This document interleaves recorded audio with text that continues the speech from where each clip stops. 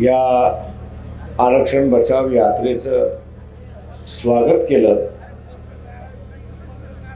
त्याबद्दल मी आपल्या सगळ्यांचा असणारा मनपूर्वक आभारी आहे.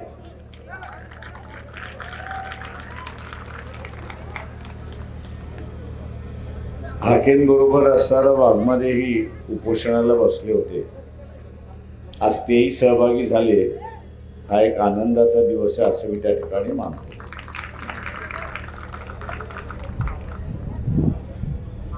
मित्रो,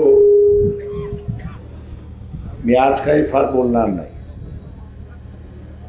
उद्या आपल्या सगळ्यांना औरंगाबादला पोचायचं आहे. त्या औरंगाबादच्या सभेमध्ये मी आपल्याशी असणारे हितगुज करणार आहे. जाता जाता फक्त एवढंच सांगेन की ओबीसीचं आरक्षण हे 100% धोक्यात आलेलं आहे हे लक्षात घ्या.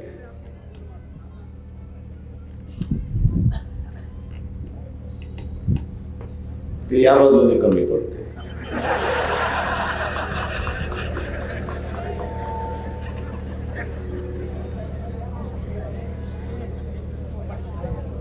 शंभर टक्के धोक्यात आलंय हे आपण लक्षात घ्या. कारण का आता जे काही राजकारण चाललेलं आहे त्याच्यामध्ये आपण ज्याला म्हणतो ना बास रे ना बासरी रे, म्हणजे सूर संपवायचे असेल तर बासरीच संपवली पाहिजे. बासरी संपली तर सूरच निघत नाही. अशा तऱ्हेनं ओबीसीच्या आरक्षणाकडे बघितलं जातं हे आपण लक्षात घ्या. कारण का ओबीसीचं आरक्षण आता इतरांना स्फूर्तिदायक आहे असं दिसायला आलं आणि म्हणून सत्तेवरती बसलेला हा जो निजामी मराठा आहे, सत्तेमध्ये बसलेला असणारा हा जो निजामी मराठा आहे, हा निजामी मराठा आता कायमचं ओबीसीचं आरक्षण खुंटीला कसं बांधलं जाईल या दृष्टीने तो प्रयत्न करतोय. आणि हा प्रयत्न इलेक्शनच्या अगोदर होणार नाही. का इलेक्शनच्या अगोदर झाला तर तो आपल्या अंगावरती उलटेल, कदाचित आपल्या अंगावरती उलटेल, म्हणून तो आत्ता खेळला जाणार नाही. तर तो विधानसभेमध्ये आणि विधानसभेच्या निवडणुका झाल्यानंतर तो विधानसभेमध्ये खेळला जाईल हे लक्षात घ्या. तो विधानसभेमध्ये खेळला जाईल आणि त्या विधानसभेमधला डाव आपल्याला उलटवायचा हे आपण लक्षात ठेवा. तेव्हा हा डाव कशा प्रकारे असेल, तो उलटवायचा कशा पद्धतीने, जे मी उद्याच्या असणाऱ्या भाषणामध्ये आपल्याला असणारं त्या ठिकाणी सांगेन. आनंदित ह्याच्यासाठी आहे की जे 40 वर्ष ओबीसीची मूठ बांधावी हा जो आमचा प्रयत्न होता त्याचं जालिम औषध जरांगे पाटीलनी दिलं आमच्याकडे.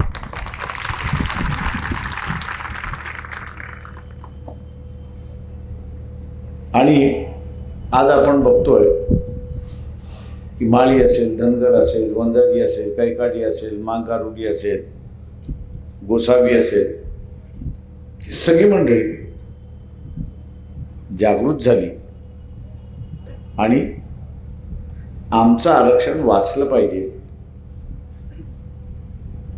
अशा रीतीच्या घोषणा करायला लागल्या आणि आम्ही आमचं आरक्षण वाचवणार हे निर्धार करायला लागले. हा मी असणारा चळवळीचा फार मोठा विजय मानतो. हा चळवळीचा फार मोठा विजय आहे. कारण का ह्याच्या अगोदर माळी समाजाच्या सभा संमेलनं झाली का, तर झाली. धनगर समाजाची झाली का, तर झाली. इतर समाजाच्या झाल्या का, तर झाल्या.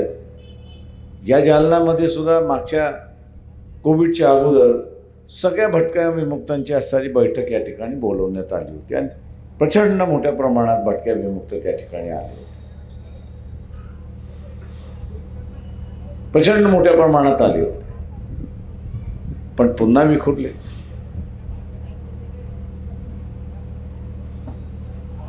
मी एक उदाहरण देऊन थांबणार आहे. धनगर समाजाचं काही वर्षापूर्वी म्हणजे अटल बिहारी वाजपेयी ज्यावेळेस होते पहिल्या टर्ममध्ये, त्यावेळेस पंढरपूरला प्रचंड मोठं असणारं अधिवेशन झालं आणि अटल बिहारी वाजपेयी जे आहेत त्यांना प्रमुख पाहुणा बोलवण्यात आलं. ते धनगर मेळावं 5-6 लाखाच्या वरती असणारा धनगर समूह एकट्ठा झाला होता आणि सगळे धनगर कार्यकर्ते आनंदित होते की आपला मोठा मेळावा झाला.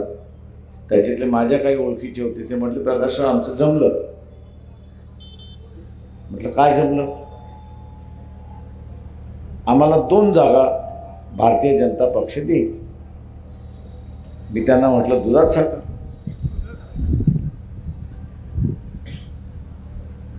दोन महिन्यानंतर निवडणुका आल्या.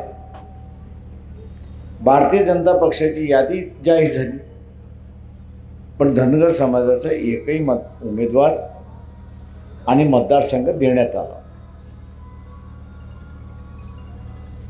त्यावेळेस तेच कार्यकर्ते म्हटले काय झालं प्रकाशराव, आम्हाला एवढं मोठं आम्ही जमलो तरी आम्हाला उमेदवारी नाही.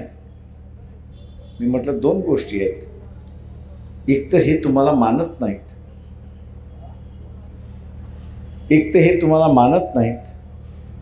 हे तुम्हाला गुलाम बनवू इच्छितात आहेत.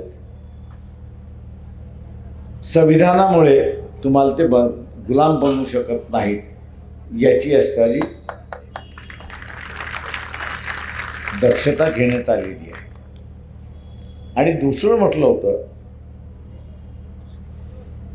5 लाखाच्या वरती लोक होते, मान्य आहे म्हटलं होतं, पण तो धनगर समाज महाराष्ट्रातला होता.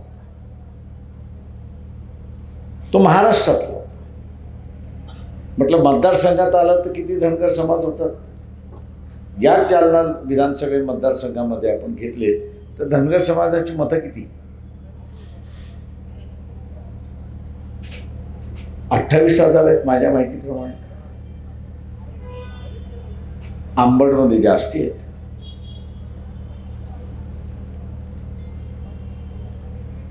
तर म्हटलं चर्चा हीच होती की आपण असं 28,000 मताला फार महत्त्व द्यायचं नाही. आणि म्हणून म्हटलं उमेदवारी मिळाली नाही. आम्ही काय केलं पाहिजे होतं? मी त्यांना असं म्हटलं फक्त त्या सभेमध्ये आणि त्या व्यासपीठावरती 1 माळी, 1 वंजारी, 1 बंजारा, 1 कैकाडी असे म्हटलं अनेक वेगवेगळ्या ओबीसी मधल्या समूहातले कार्यकर्ते नेते म्हणा त्या व्यासपीठावरती बसवलं असतं तर तुम्हाला 1 काय म्हटलं 3 जागा मिळाल्या असत्या. ते म्हटलं कसं काय? मी त्यांना एवढंच म्हणालो, व्यासपीठाच्या पाठीमागे त्याने भाषण करण्याची गरज नाही, पण जी बसलेली व्यक्तीच आहे, वंजारी समाजाचं, माळी समाजाचं, टाकुणकर समाजाचं, कैकाडी समाजाचं, सोनार, सुतार, लोहार, धोबी या समूहामधला असेल. म्हटलं संदेश काय जातो? बोलण्याची गरज नाही म्हटलं होतं. संदेश काय जातो? तर संदेश हा जातो की धनगर समाजाने पुढाकार घेऊन ओबीसीची मूठ बांधलेली आहे आणि हा सगळा ओबीसी एकटवलेला अशी असणारी परिस्थिती आहे. आणि मग म्हटलं तर त्या एका मतदारसंघामध्ये धनगर किती आहेत ही मोजणी झाली नसती, तर मोजणी तिथे झाली असती की त्या मतदारसंघामध्ये ओबीसी किती आहेत. आणि मग लक्षात आलं असतं की 3 लाख मतदारामध्ये 3 लाख मतदारामध्ये 1.5 लाख ओबीसीचे आहेत, 50% आहे. या 50%ला डावललं कोणी असतं का? नेते बसून एक संदेश दिला की धनगर समाजाने सगळ्या ओबीसीचं नेतृत्व करत त्यांना एकत्र केलंय आणि त्यांचा प्रतिनिधी या ठिकाणी आहे. म्हटलं तुम्ही एकत्र गेलात नाहीत, एकटे गेलात म्हणून त्यांना तोडणं शक्य झालं.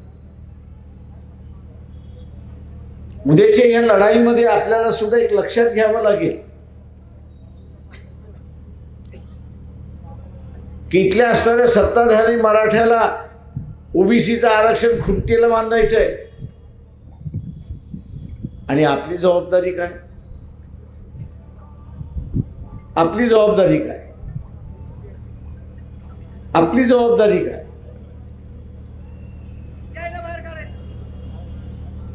आपली जबाबदारी काय?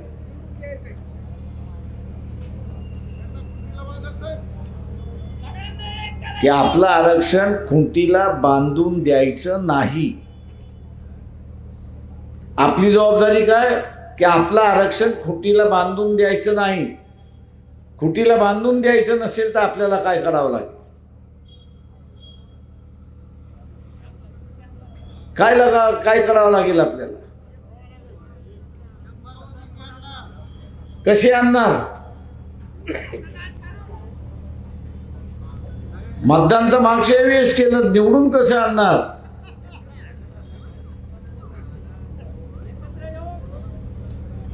एकत्र येऊन काय करणार? कोणाला?